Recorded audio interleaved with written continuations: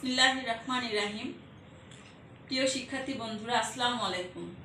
আমি লাইলা সাবিকুন নাহার, প্রেমতলী সুপ্রশা উচ্চ বিদ্যালয়, প্রেমতলী গোদাগাড়ি, রাজশাহী। আশা করি তোমরা সকলেই খুব ভালো আছো, আমিও ভালো আছি। আজ আমি তোমাদের অষ্টম শ্রেণীর দ্বিতীয় অধ্যায় অর্থাৎ জীবের বৃদ্ধি ও বংশগতি, এই অধ্যায়ে কোষের বিভাজন অর্থাৎ কোষ বিভাজনের যে প্রকারভেদ সেটা নিয়ে আলোচনা করব। তাহলে আজকে আমাদের পাঠের বিষয়টা হচ্ছে কোষ বিভাজনের প্রকারভেদ। অধ্যায় হচ্ছে দ্বিতীয়, কি? জীবের বৃদ্ধি, জীবের বৃদ্ধি ও বংশগতি। জীবের বৃদ্ধি ও বংশগতি। আর আজকে পাঠের বিষয়টা হচ্ছে কোষ বিভাজনের প্রকারভেদ। কোষ বিভাজনের প্রকারভেদ।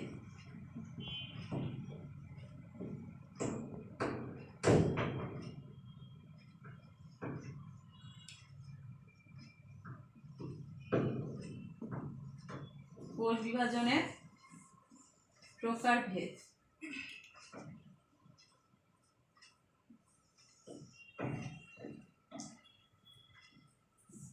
জীবের বৃদ্ধি। জীবের বৃদ্ধিটা কি?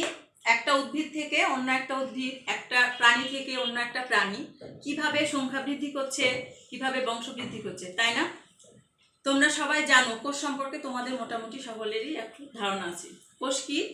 কোষ হচ্ছে জীবের দেহের গঠন ও জীবজ ক্রিয়াকলাপের একক, অর্থাৎ জীবদেহের গঠন ও জীবজ ক্রিয়াকলাপের একক।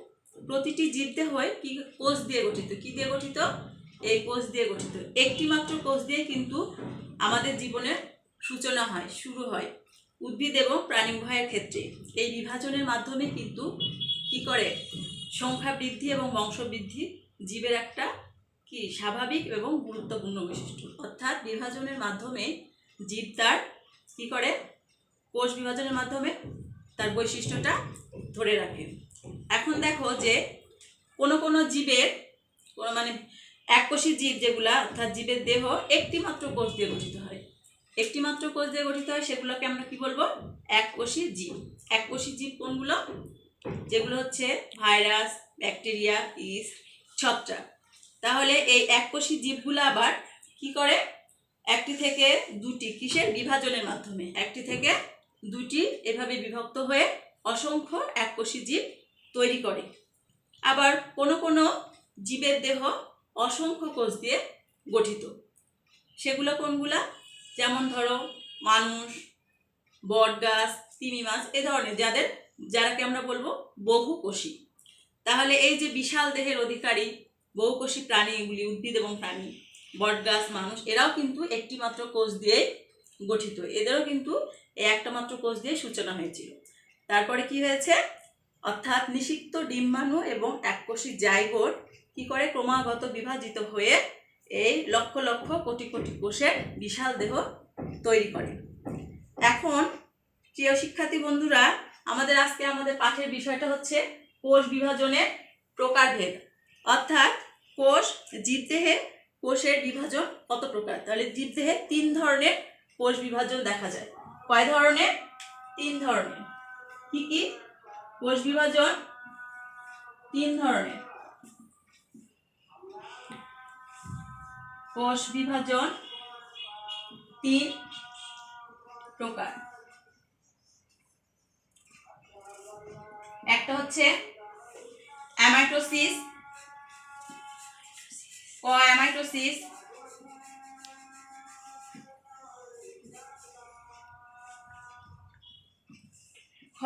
মাইটোসিস,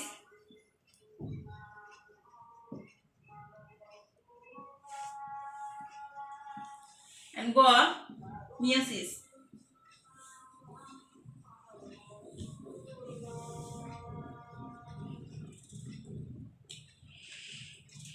দেখো অ্যামাইটোসিস প্রক্রিয়া কিভাবে কোষ বিভাজিত হয়। এ ধরনের কোষ বিভাজন ব্যাকটেরিয়া, ইস্ট, অর্থাৎ এ ধরনের কোষ বিভাজনগুলো এককোষী জীবে হয়। এককোষী জীব কোনগুলো বলেছিলাম? যেগুলো হচ্ছে ভাইরাস, ব্যাকটেরিয়া, ছত্রাক, প্লাজমোডিয়াম ইত্যাদি। তাহলে এককোষী জীবগুলো কি করে? অ্যামাইটোসিস প্রক্রিয়ায় বিভক্ত হয়ে বংশ বৃদ্ধি করে। এই এককোষী জীবগুলো অ্যামাইটোসিস প্রক্রিয়ায় বিভক্ত হয়ে বংশ বৃদ্ধি করে। এ ধরনের কোষ বিভাজনে নিউক্লিয়াসটি কি করে? ডাম্বেল আকার ধারণ করে। এ ধরনের কোষ বিভাজনে নিউক্লিয়াসটি ডাম্বেল আকার ধারণ করে এবং প্রায় মাঝ বরাবর সংকুচিত হয়ে পরস্পর থেকে বিচ্ছিন্ন হয়ে দুটি আপত্য নিউক্লিয়াসে পরিণত হয়। এর সাথে সাথে সাইটোপ্লাজমটাও কিন্তু প্রায় মাঝ বরাবর সংকুচিত হয়ে কি করে? দুটি অপত্য কোষে পরিণত হয়। এই যে অ্যামাইটোসিস কোষ বিভাজনটা, এই অ্যামাইটোসিস কোষ বিভাজনে কিন্তু কি হয়? মাতৃনিউক্লিয়াস এবং সাইটোপ্লাজম সরাসরি বিভক্ত হয়ে দুইটি আপত্য কোষ সৃষ্টি করে। তাই এদেরকে আমরা প্রত্যক্ষ কোষ বিভাজনও বলে থাকি। তোমাদের বোঝানোর সুবিধার্থে আমি তোমাদেরকে একটা ছবি এঁকে দেখাচ্ছি, দেখো, তাহলে বুঝতে পারবে যে অ্যামাইটোসিস কোষ বিভাজনে কিভাবে বিভাজনটা হচ্ছে। তোমাদেরকে বললাম যে এক্ষেত্রে কি হয়? ডাম্বেল আকার ধারণ করে কে? কোষের মাতৃনিউক্লিয়াস। অর্থাৎ দেখো, এটা একটা কোষ, কোষটি এটা হচ্ছে নিউক্লিয়াস। বললাম যে মাতৃনিউক্লিয়াসটি কি হবে? আর এটা হচ্ছে সাইটোপ্লাজম। সাইটোপ্লাজম আর এটা হচ্ছে নিউক্লিয়াস। এখন দেখো, এরা বিভক্ত হয়ে কি বললাম যে সাইটোপ্লাজম এবং নিউক্লিয়াস সরাসরি বিভক্ত হবে। বিভক্ত হয়ে দুটি আপত্য কোষে পরিণত হবে। আর প্রথমে এই নিউক্লিয়াসটা কি করবে? ডাম্বেল আকার ধারণ করবে। খেয়াল করো,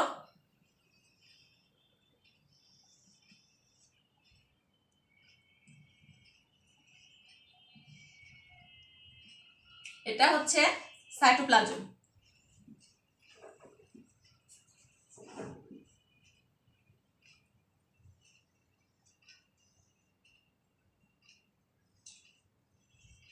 এখানে এটা হচ্ছে নিউক্লিয়াস।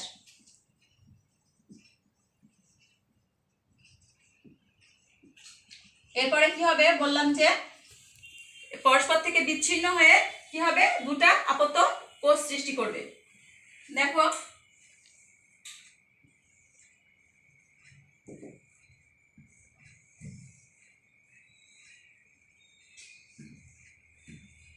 নিউক্লিয়াস আর হচ্ছে এই দুটো হচ্ছে অপত্য কোষ। তোমরা নিশ্চয়ই বুঝতে পারছো যে অ্যামাইটোসিস প্রক্রিয়া কিভাবে কোষ বিভাজনটা হচ্ছে মাতৃনিউক্লিয়াস থেকে সাইটোপ্লাজম এবং মাতৃনিউক্লিয়াস দুইটা বিভক্ত হয়ে কি করবে? মাঝ বরাবর সংকুচিত হবে এবং ডাম্বেল আকার ধারণ করবে। তারপরে এই নিউক্লিয়াসটা বিভক্ত হয়ে এবং সাইটোপ্লাজম বিভক্ত হয়ে দুটি আপত্য কোষে পরিণত হবে। এরপরে আমি তোমাদের মাইটোসিস সম্পর্কে কিছু বলবো। মাইটোসিস হচ্ছে কি?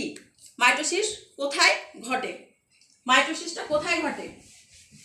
মাইটোসিসটা উন্নত শ্রেণীর উদ্ভিদ ও প্রাণীর কোথায় ঘটে?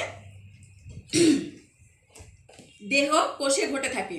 তাহলে উন্নত শ্রেণীর উদ্ভিদ ও প্রাণীর দেহকোষে মাইটোসিস প্রক্রিয়া বিভাজিত হয়। অর্থাৎ মাইটোসিস বিভাজনটা প্রকৃত নিউক্লিয়াস যুক্ত জীবের দেহকোষে ঘটে থাকে, জীবদেহে ঘটে থাকে। তাহলে এটাকে আমরা বলবো প্রকৃত নিউক্লিয়াস যুক্ত জীবদেহ। এটা সোমাটিক সেলও বলতে পারি আমরা এটাকে।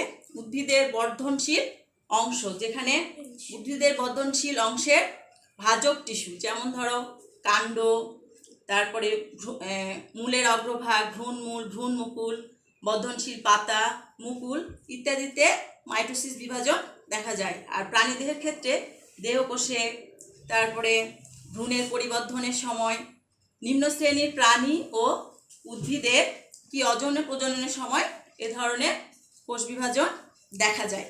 তাহলে এখন আমরা বলি যে মাইটোসিসটা কি বা কাকে বলে।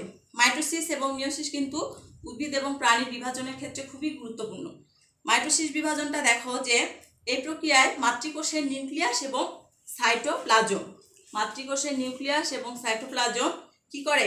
বিভাজিত হয়ে হুবহু সম আকৃতি, সমগুণ সম্পন্ন, সমসংখ্যক ক্রোমোজোম বিশিষ্ট কি করে? দুটি আপত্য কোষ সৃষ্টি করে। এই মাইটোসিস বিভাজনের ফলে উদ্ভিদের এবং প্রাণীর দৈর্ঘ্য এবং প্রস্থে বৃদ্ধি পায়। উদ্ভিদ এবং প্রাণী কি হয়? দৈর্ঘ্য প্রস্থে বৃদ্ধি পায়। মাইটোসিসের কিছু বৈশিষ্ট্য তোমাদেরকে বলে দিই। মাইটোসিসের বৈশিষ্ট্য,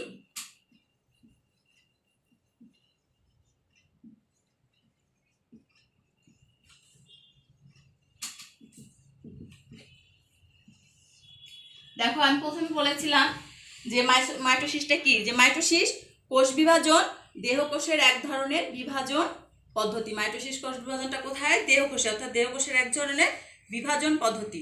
এই প্রক্রিয়ায় মাতৃকোষের নিউক্লিয়াসটি একবার বিভাজিত হয়।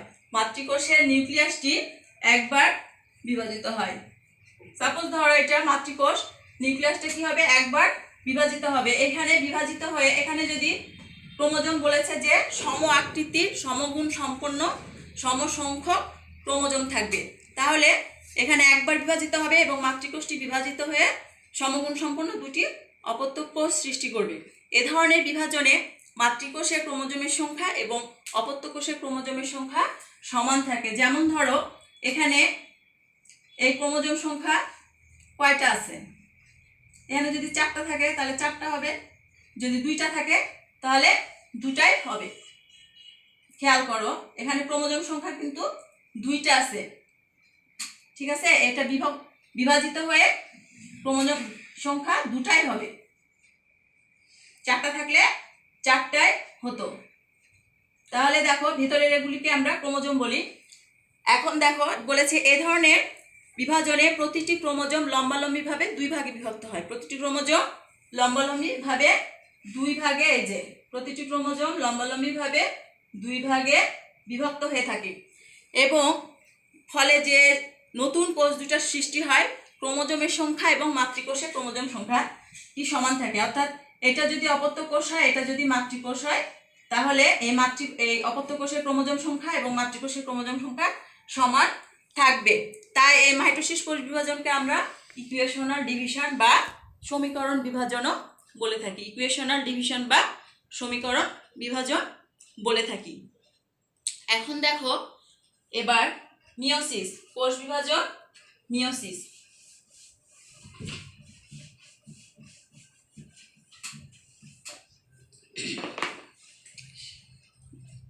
মিওসিস কোষ বিভাজনটা কোথায় হয়? এর আগে আমরা বলছি যে মাইটোসিস কোষ বিভাজন কিন্তু দেহকোষে, উন্নত শ্রেণীর উদ্ভিদ এবং প্রাণীর দেহকোষে, আর মিওসিস কোষ বিভাজনটা জনন কোষ উৎপন্নের সময় হয়। কখন হয়? জনন কোষ উৎপন্নের সময়। জনন কোষ অর্থাৎ এই যে মিওসিস কোষ বিভাজন প্রধানত জীবের জনন কোষ বা গ্যামেট সৃষ্টির সময় জীবের জনন মাতৃকোষে ঘটে থাকে। আর উদ্ভিদের ক্ষেত্রে, সপুষ্পক উদ্ভিদের ক্ষেত্রে পরাগধানী ও ডিম্বকের মধ্যে এবং উন্নত প্রাণীদের শুক্রাশয় ও ডিম্বাশয়ের মধ্যে মিওসিস ঘটে। এবার আমরা জেনে নিই যে মিওসিস কাকে বলে বা মিওসিসটা কি। আচ্ছা সবাই খেয়াল করো, এ ধরনের কোষ বিভাজনে মাতৃকোষের নিউক্লিয়াসটি পরপর 2বার বিভাজিত হয়ে, এর আগে কিন্তু আমি বলেছিলাম যে যখন মাইটোসিস বিভাজন, যে মাতৃকোষের নিউক্লিয়াস এবং সাইটোপ্লাজম একবার বিভাজিত হয়, আর এখানে মাতৃকোষের নিউক্লিয়াসটি পরপর 2বার বিভাজিত হলেও ক্রোমোজোমের বিভাজন ঘটবে একবার। এই প্রক্রিয়ায় ক্রোমোজোমের সংখ্যা অর্থাৎ মাতৃকোষের নিউক্লিয়াসটি ক্রোমোজোমের সংখ্যাটিকে অর্ধেক হয়ে যায়, মানে অপত্য কোষে ক্রোমোজোম সংখ্যাটা অর্ধেক হয়ে যায়। আর দেখো যে এই যে বিভাজনের ফলে ক্রোমোজোমের সংখ্যা অর্ধেক হ্রাস পায় বলে একে আমরা হ্রাসমূলক বিভাজনও বলে থাকি। মনে করো যে মিওসিস বিভাজনে একটি কোষ পরপর 2বার বিভাজিত হয়। প্রথম বিভাজনকে আমরা বলবো প্রথম মিওটিক বিভাজন বা মিওসিস 1 এবং দ্বিতীয় বিভাজনকে বলবো দ্বিতীয় মিওটিক বিভাজন বা মিওসিস 2। তোমাদের বোঝানোর সুবিধার্থে আমি একটা ছবি দেখাচ্ছি। দেখো এর আগে আমি একটা মাইটোসিসের ছবিও দেখাচ্ছিলাম। মিওসিসের ক্ষেত্রে তোমরা খেয়াল করো, দেখো এখানে আমি যে ক্রোমোজোম সংখ্যা দেখাচ্ছি, এখানে খেয়াল করো যে ক্রোমোজোমের সংখ্যা এখানে 2বার বিভক্ত হবে।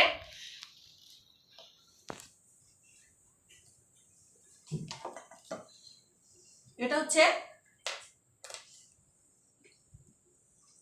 বললাম যে একটা কোষ যদি মিওসিস বিভাজনের ক্ষেত্রে পরপর 2বার বিভাজিত হয়, প্রথম বিভাজনে হবে সমবিভাজন, হ্যাঁ প্রথম বিভাজনটা হবে হ্রাসমূলক বিভাজন, অর্থাৎ অর্ধেক হয়ে যাবে।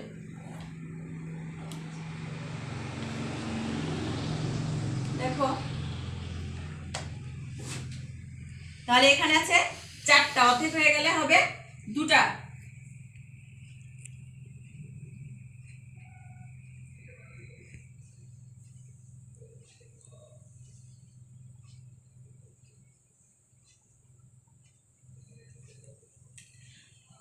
এবার দেখো যে এখান থেকে আবার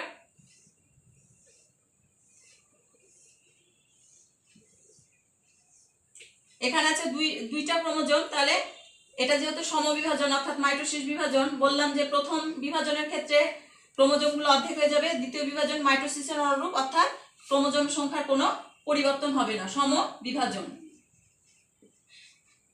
তাহলে এখানে 2টা আছে, এখানে 2টাই হবে।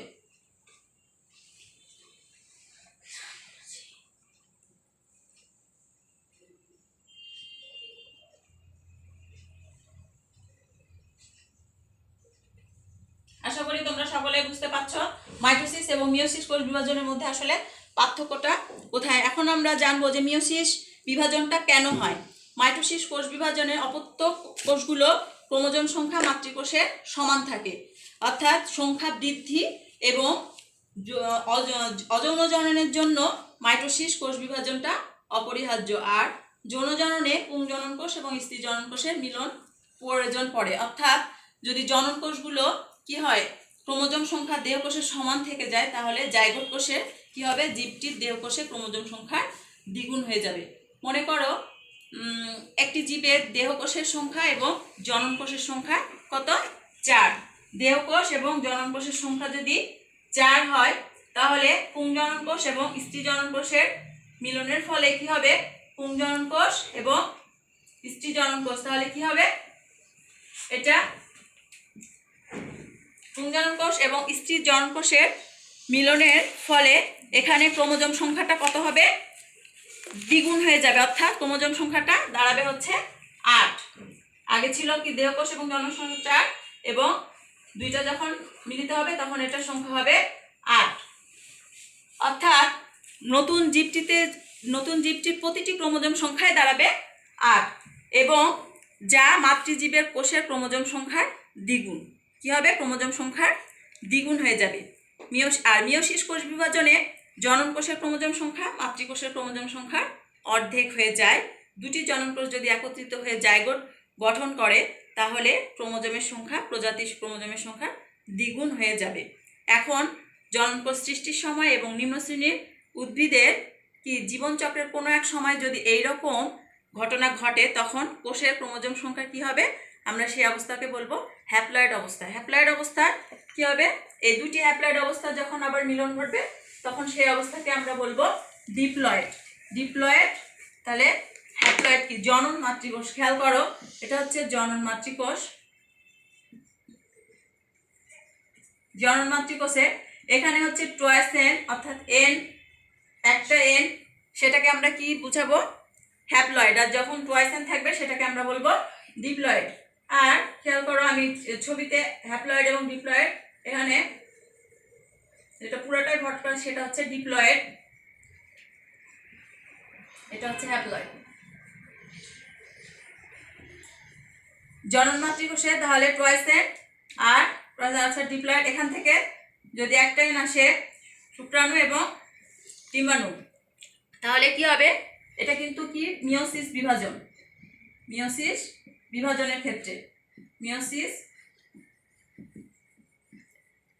ক্ষেত্রে এখন এই দুটার কি হবে, মিলনের ফলে এখানে কি তৈরি হবে, একটা জাইগোট তৈরি হবে। কি হবে, ডিপ্লয়েড অবস্থা তৈরি হবে, ট্রয়েসেন। তাহলে এটা হচ্ছে জাইগোট।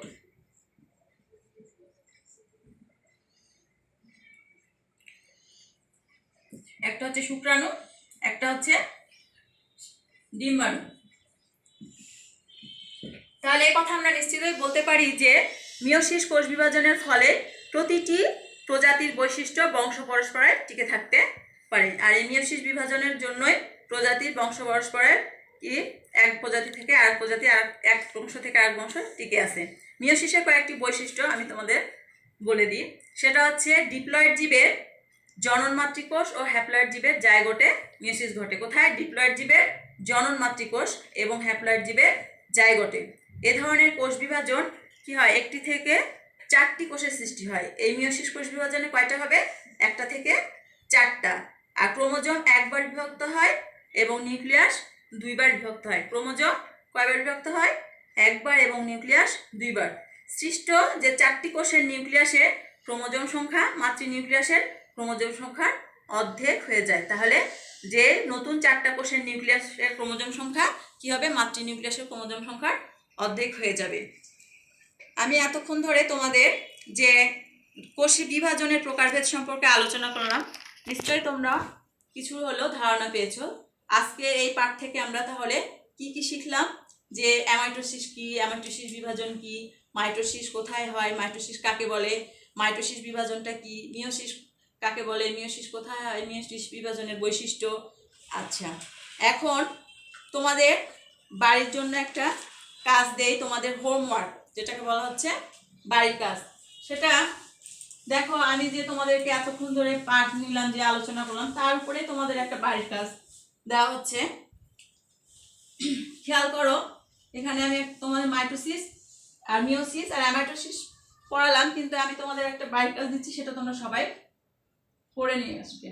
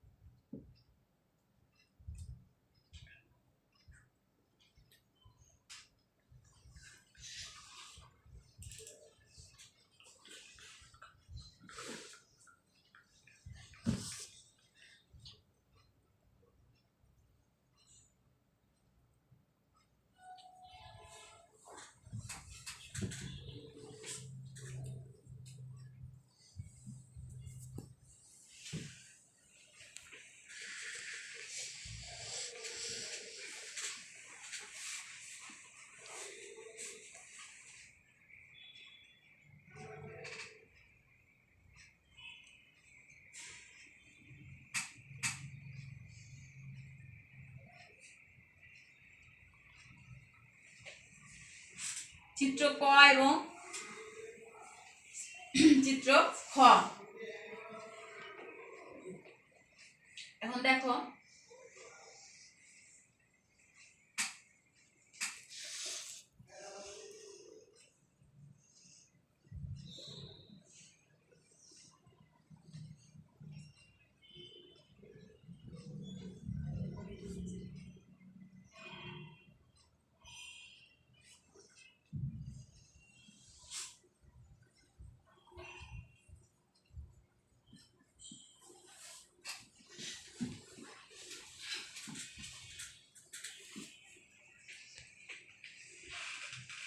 চিত্র ক এবং চিত্র খ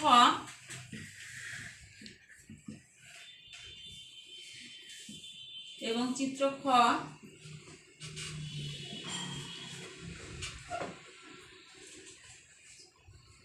কোন ধরনের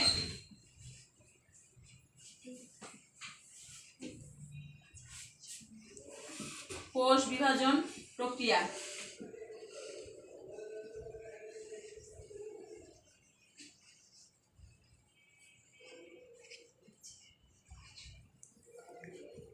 তা উল্লেখ করে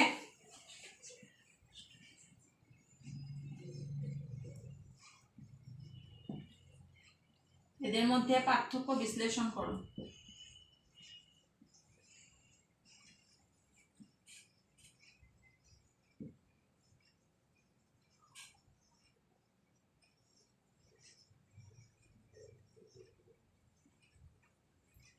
চিত্র ক এবং চিত্র খ কোন ধরনের কোষ বিভাজন প্রক্রিয়া তা উল্লেখ করে এদের মধ্যে পার্থক্য বিশ্লেষণ করো।